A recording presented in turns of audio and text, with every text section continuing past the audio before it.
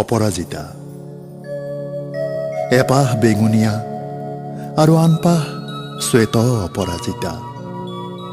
কোন সঠিক ধুনীয়া, কিমান নিখুঁত, কাক উৎসৰ্গিলে পোৱা যায় দেৱতাৰ অনুগ্ৰহ দ্বিধাহীনভাৱে।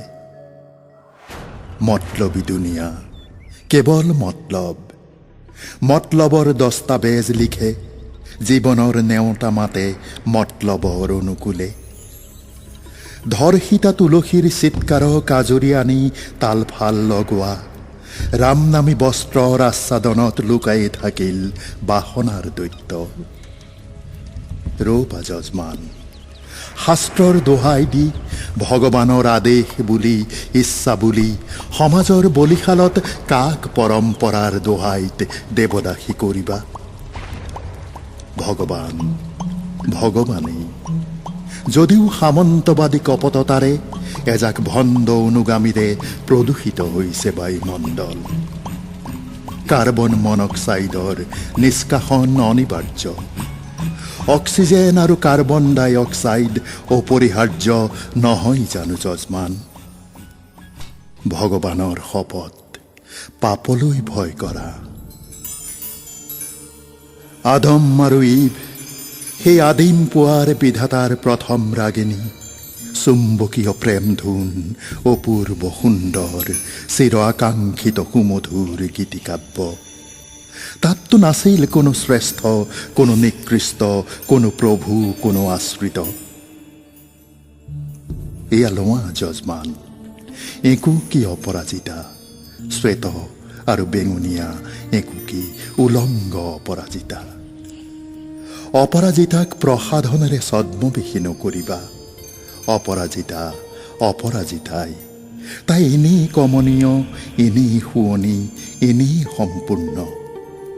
নেলাগে অপৰাজিতাক ধৈৰ্য, বলিদান, ত্যাগ, আবুৰতা, সীমাবদ্ধতা, মমতা ইত্যাদিৰ প্ৰসাধন।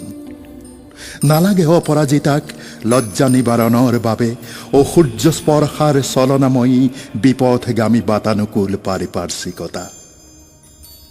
আকৌ যদি ভয় অপৰাজিতা, সভ্যতা সাহিত্য থমকি ৰ'ব ক'ত যজমান?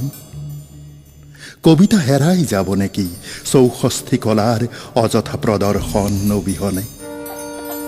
ক'ব পাৰিবানে তুমি, ফুলসজ্জাৰ নিশা কিয় অপৰাজিতাই ৰজনীগন্ধাৰ ছদ্মবেশ ল'ব লাগে? তুমি তিনি অজলা যজমান, আচলতে তুমি এটা অখৰা মাথোন।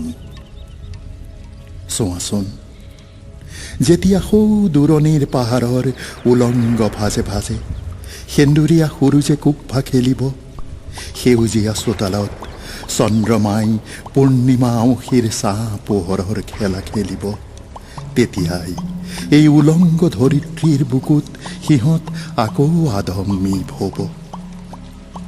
ইভ আকৌ উলংগ হওক, তাই আকৌ অপৰাজিতা হ'ব।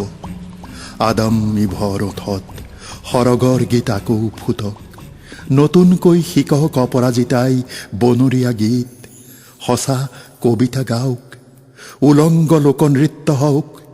আকৌ দিশে দিশে আদিম প্ৰেমৰ শলিতাডাল জ্বলি উঠক, পৃথিৱী পোহৰ হওক, আংশিক পোহৰৰ প্ৰচ্ছায়াই চুম্বন যাচক। এৰা যজমান, ছদ্মবেশী মানুহবোৰক আদম ইভৰ ৱৰ্কশ্বপত দেৱতাৰ জন্নাত এটা সঠিক ডুব মৰাই প্ৰসাধন মুক্ত কৰি উলংগ কৰা যাওক। আদম ইভ আকৌ ঘূৰি আহক, অপৰাজিতাই অপৰাজিতা হৈ, দেৱতাৰ উলংগ মানুহ হৈ, মানৱীয় হৈ লোকগীত গাওক। দেৱতাৰ আশীৰ্বাদেৰে পৃথিৱী ধুনীয়া কৰক, সমাজখন নিঘূনি কৰক, সমাজখন নিঘূনি হওক।